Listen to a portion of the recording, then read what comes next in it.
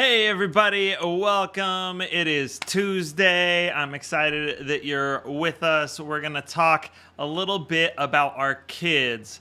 Nothing is more important than the safety of the next generation.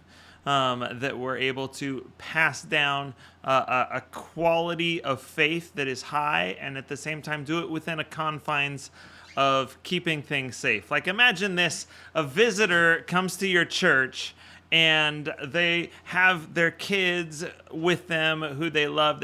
Maybe they're brand new. They've never really been to a church before. They're a little nervous, but they heard that there's a great kids program there, and so they come on over to your church, and they walk and they're looking around. Do they know where to go? And then okay, they found out where to go, and here's a bunch of people that they've never met. How do they know which one is just a parent? And how do they know which one is a volunteer? Like someone that has a background check and should be around children, and that's okay. And then we ask them to drop their children off. How do we know that that's going to be a safe place? Like, how do we know that someone else can't just come and pick up their child? How do we know? All sorts of really important questions tend to pop up. And so that's what we're going to talk about today.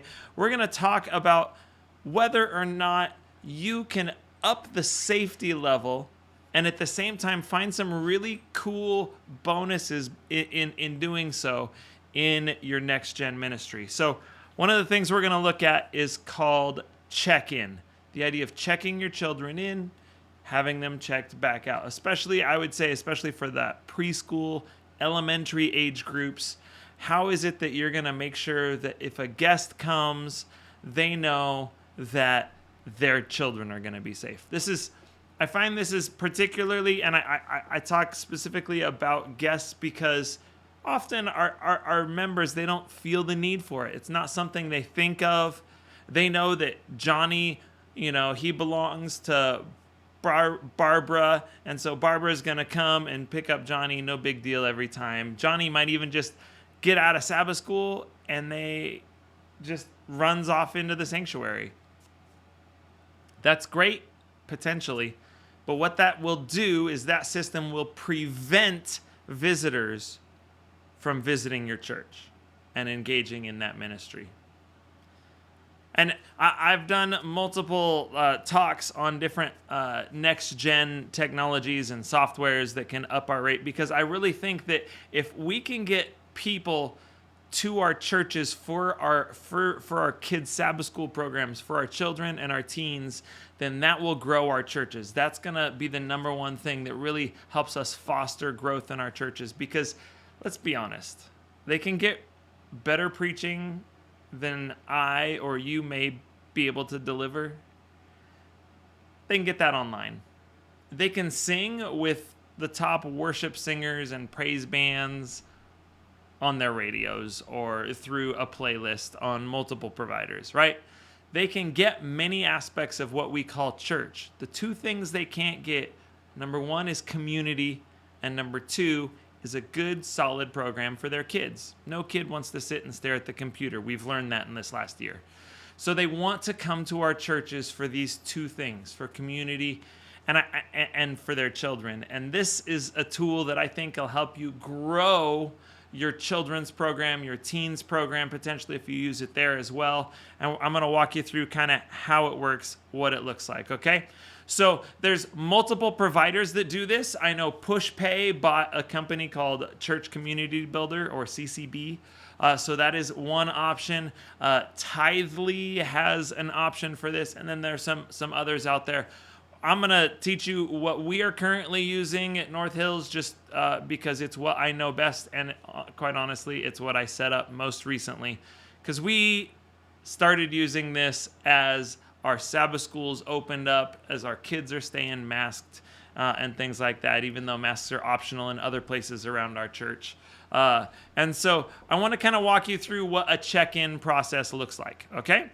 So I'm going to share my screen here. And what I want you to pay attention to, let's see.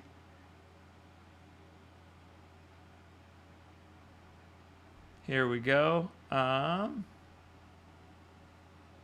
There we go. So this is the check-in platform, and it is, like I said earlier, it is provided by Planning Center. So see if I can make that full screen for you all. I'll just close my other tabs. And Planning Center does a bunch of different things for cheap or free. And all of these are different apps that talk to one another. And I'm only going to cover, for the most part, Check-In today, but it interacts with one of their free apps. The free app that it uses is People. People is just a church database. It's an online database. And as on the People app, you can have your members' phone numbers, email addresses. You can mark when the last time was that they had a background check, so they know when that's going to come up. Let me show you real quick what that looks like. So this is, our church. We've got 309 people in our database, members, regular attenders, in process, participants, visitors. A bunch of people haven't been assigned. We haven't used that super a lot. It'll tell me, oh, here's some potential duplicates. We have some workflows, things like that. We have people that recently created. We had VBS recently. We had a bunch of new kids come, friends, neighbors, things like that came. So in the People app, and then you can look for someone. Let's just find me. So here's me. And yep, there's my information. You can send me thank you cards later. And my family. And so I can mark right up here. This is that I am currently background checked. I have that, and I can view the details. I'm clear it was completed back then, and it expires on the 3rd of 2022. That was actually completed before then. That was just when I inputted it. So that's why it expires a year later, so a little over a year later. Our background checks are, I believe they're good for 3 years. Somebody maybe can correct me on that if you need to. But so that is some of the information we can have on People. So that's just the People app. Now, People is offered completely for free, so let me start there. People is totally free. You don't need to pay a thing. You can use it. And it will do various things. But one of the things it will do is it will interact with all of these. It will interact with accounts, a calendar app if you want to use that. They have a giving app if you wanted to use that. We don't, but groups, small groups, it'll help, and it does pretty well at getting people plugged into small groups. They have a great groups portal. They have registrations for events, and we heavily use, they probably have the best in the industry, services. We use this to organize our worship service, our volunteers, our greeters, our music team, our tech team. We can put in the order of service, what songs, we can choose the key at a song select, all that kind of stuff. Their services app, if you use nothing else, is amazing. So we'll cover that maybe in another time, but we're going to go here to check-ins. Check-ins is their ability to check kids in and out of various events. So you can see, we have some, we had some VBS going on and some things like that. So, but these are all of our numbers. So if I go back here, and during this 1 week, we had a total of 158. 28 of those were Sabbath school check-ins, 31 were VBS check-ins, and then that 31 VBS happened multiple times, 4 times during that time. So that's where that number comes from. So that's how many people so 217 people, and we also mark in our services app how many people were in our church service. So we had 158 people in church, 28 people in Sabbath school, 31 people in VBS on a regular basis. So that's where that number comes from. Hopefully that makes sense. I feel like that might have been confusing. So that is one of the aspects that I really enjoy, is just the ability to kind of take a peek, say, okay, where are we? Is that going up? Is that going down? What does that look like? So under this, there are multiple events. So I'm going to go over here to Sabbath schools. And our Sabbath schools, we had 28 people total. 20 of them were regular. 8 were volunteers of those regulars that were checked in. And what we can do is we can look at check-ins. We can say, okay, who all was checked in? We can look at times. We can look at reports and create a report. Then back to our overview. We had a little less first-timers than usual. We can look at our locations. So here's what it is. We have Sabbath schools as an event, right? It's a weekly event. It recurs every week. So on those times, you'll see it happens every Saturday at 9:30 in the morning. It actually starts at 9:45, but we have it set for 9:30. This is our test one, and this is the one we're going to look at today. We're going to say, all right, today is the July 6th, and we're going to say, okay, today at 1:30 p.m. we are going to have, and we're going to create this event. Oop. All right, July 6th at 1:30. All right, so this is our test event, and we're going to come back to that in a moment, but that will be live. Then here under labels and locations, we can say, okay, all of these different areas, we've got a preschool, elementary, middle school, high school, collegiate, and then this is our adults class, the Word for Life. So we have all of these different areas that you could be checked into during this event, Saturday, Sabbath school time at church, right? So each of these, you'll see, are created in a certain way. For instance, under our filters, we can say, okay, this is ages 0 to 7, and we can say adult and child. We could say, we could filter it. We could require, hey, we need at least 2 volunteers or 1 volunteer in the room before anybody can check in. That allows us to know that, hey, there'll definitely be a volunteer there before any kids show up, which is really important. You can set capacity limitations. If you know according to your capacity that you need to have a certain amount, you can do that. Even with social distancing, you can make that calculation and decide what the capacity for a room would be if you needed to. Ratios, you could limit how many kids or attendees for every volunteer. You could say, okay, 1 for every 2, or 1 for every 5, or 1 for every 20, depending on what age group you're working with. And you can set that up. And then you can require background checks for your volunteers. You can check mark that, and then it won't let a volunteer check into that environment, into that room, unless they have a background check. So it allows us to make sure that our volunteers are background checked, right? You can also create event labels, and I'm going to show that to you in 1 minute, because you can actually create custom labels. So this is just one of our locations, and you can set it up differently for every single one of them. You can then go, so that's times, labels, and then you can look at head counts, how you want to count head counts. So I'm going to show you how this actually works so that you can take a peek, and then I'm going to show you at the end of this how it is you can just log on and sign up for all this, okay? So all you'll need is like an iPad or even a volunteer's phone. You'll download the Check-ins app. It'll look just like this little purple icon in the upper right-hand corner. And when you create that, you'll download it and you'll set it up as a station, And so once it's set up, it will come up, and it'll come up like this. So I'm gonna kind of share. We're gonna go back to this and join me here. You can see I have Sabbath schools. Ooh, check that glare out. That's outside my window, guys. So we have various searchable things that we can do. We can take a picture of a code. So if we had some kind of QR code, we could put a QR code. There's actually, it works with the Church Center app. That's another planning center app, and parents could have their own QR code. They scan their phone, it automatically checks in their children. It's pretty slick. Or you could search by name or by phone number. So what I'm going to do is I'm going to search Kai, because that's my son's name, okay? And I can search Kai, and there's Kai Crest.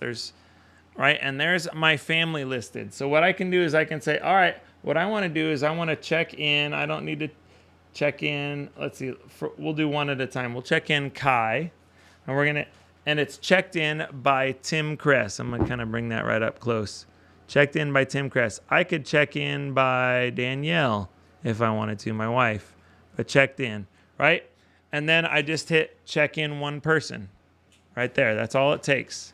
And then it's going to come up and it is going to ask me which printer I want to use. Now, we have a QL, a Brother QL 820NW, so I select that. Okay. And then I hit this one.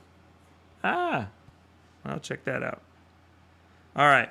And now, right here next to me, it's printing. Oh, I don't know what's going on with the ink, but it is printing up labels. And what it does is it prints up this label. It's got Kai's name on it, Kai Kress. It says Elementary Lab, Tuesday, July 6th at 3 p.m. And then it's going to have who checked him in. And in this space down here, you can even have it put allergy information if you have any allergies. It's also going to have this code down the side of it. And that code matches the second label that it printed. The same thing, Z3B7. So this goes to the parent. This gets stuck on the child. Now your volunteer knows who that child's name is if they're a visitor, knows if they have any allergies. It's all posted right there for them, for their safety. And the parent will present this in order to pick up their child, right? So it allows for that safety factor. So what's cool is that we can actually customize these things. So imagine that visitor comes to your church. They were able to find out where to go. They can come up. They can say, oh, wow, their kids' area is actually secured. I can't just go in there as anybody. I have to check my kids in. So I'm going to check my kids in. They want to know about my allergy information. Oh, that's important. I love that they're careful about that. Okay, here's my child's allergy information. Oh, I get a code to pick up my child. Oh, okay. I feel like my child is actually going to be safe in this environment. It's not just some space where I dropped them off and hoped all the people were background checked and hoped nobody else would just take my child wherever. And unfortunately, today we have to worry about those things. You might say, oh, well, not my church. Let's be honest. It could be anywhere. It could be at any moment. And that's something we should have a healthy respect for, and we should have systems in place so that we keep our children safe, okay, at all times. So we've got our labels. That's going on the kid. This is going with the parent, and they can come back whenever the program is finished. Additionally, you can set these up in multiple ways when you set this up, and I'm going to show you how. We're going to come back over here, and you can go to stations. That's considered a station, and it's this one. It's AV. I grabbed one of them from our AV booth, and I can click on this, and I can say, okay, I'm going to make this a manned station instead, or a self-check-in station, or a roster station. I'm going to show you how each of these work. Then you can print to wherever. You can change its theme if you want. You can making it different colors. You can change its event. You can make it specific. Oh, this is only going to work for one of our locations, for one of our rooms. Or you can say you could have one check-in space or one person checking in all ages. And then how quickly it refreshes its information, right? So I'm going to show you that was a manned. Here's a self check-in, so I'm going to change that. And now, if we come back over here to the iPad, it's going to look a little different once we hit OK. It's going to have just a scanning, or it's going to have a phone number, right? And so 9844 is the last four of my, and there I am, right? So there's me, there's my family, and I can check somebody in. I can say, oh, well, now my wife is checking in.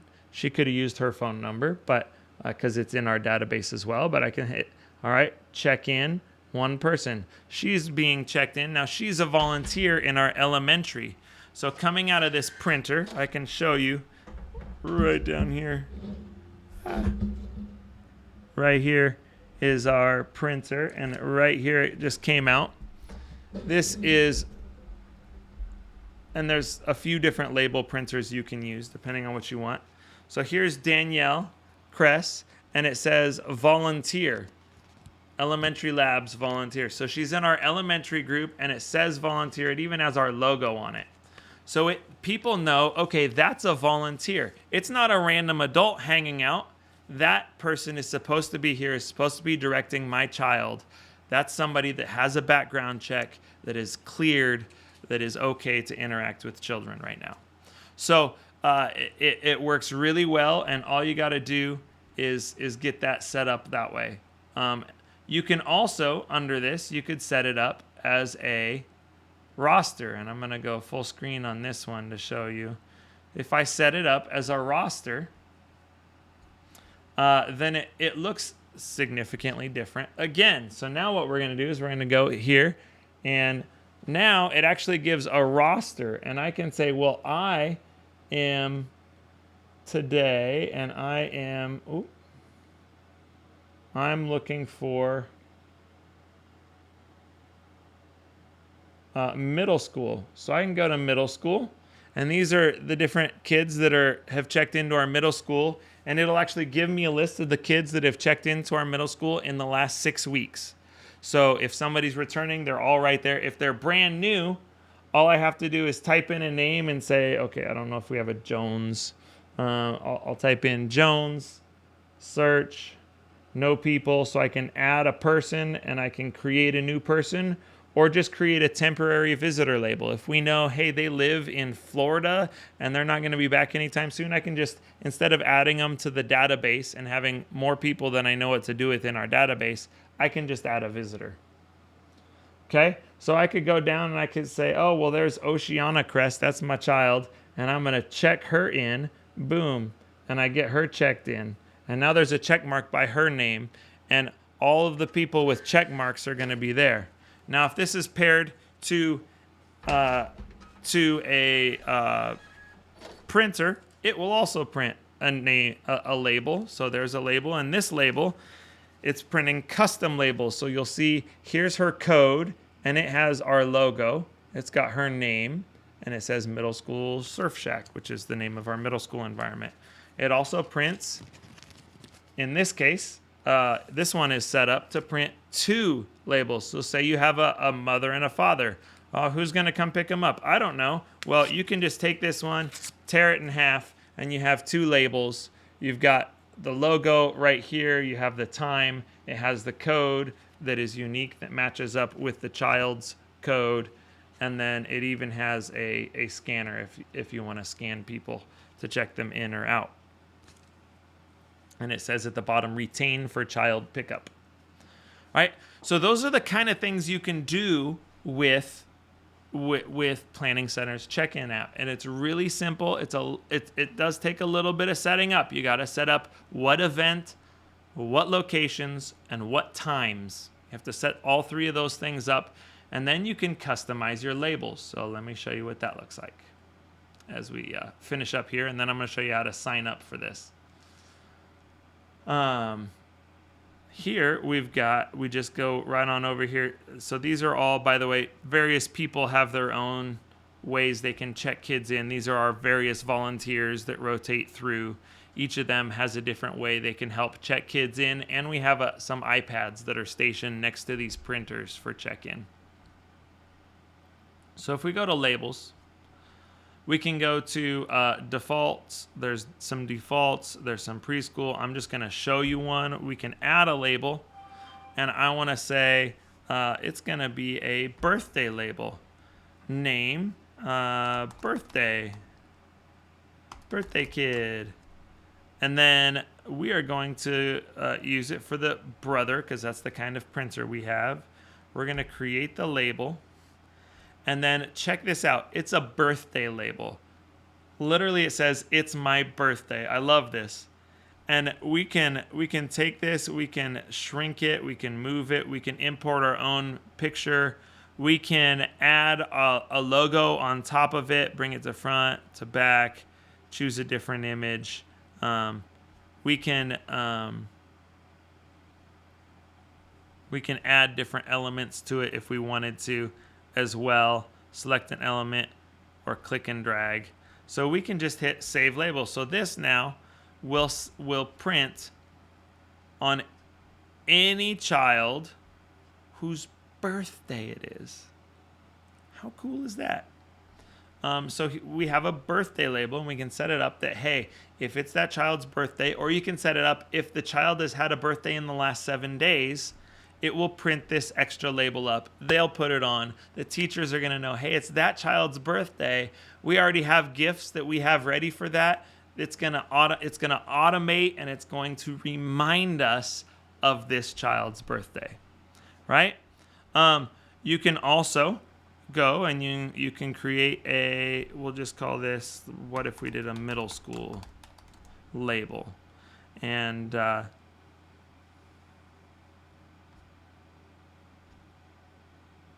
then we're going to create the label. Then we are going to edit the label.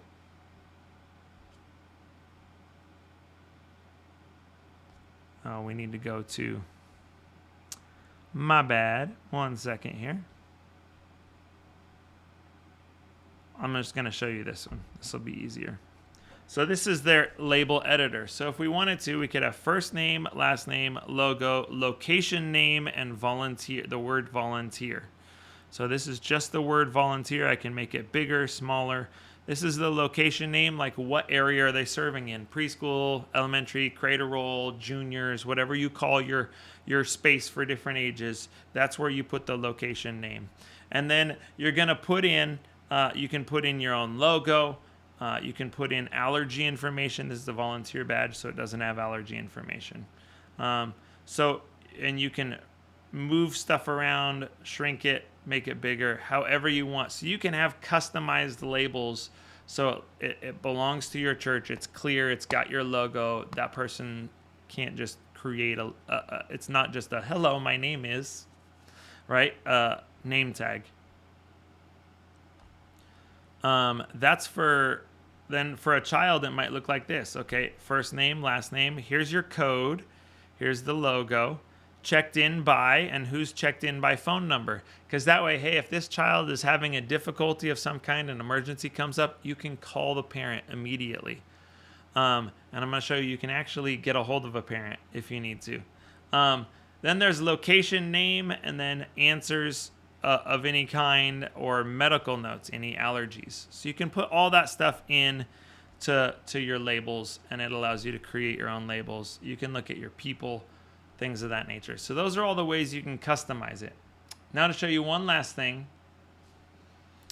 Say one of the kids has an issue of some kind. So you'll see, and this is why all of our teachers' phones, our volunteers' phones become check-in stations. You can see my daughter here is checked in, and there's a little app icon for chatting. I can tap on that, and then it comes up and it says, okay, I need to text Tim, and it needs to say either come, feeding, diaper. Obviously, we don't have those. Or doing great. I can say doing great. Oceana's doing great. And I can send that message just to reassure the parents of Oceana. And that message will then come in to my phone. Oceana's doing great. North Hills Church. So that's a way for you to have. Now, with this, again, all these check-ins, they go to that people database, and you can go through and you can say, who hasn't been here in a while? What's a family that's been missing, right? Everybody's been missing for a long time, maybe. People are starting to trickle back. What families have come back? What families have not come back?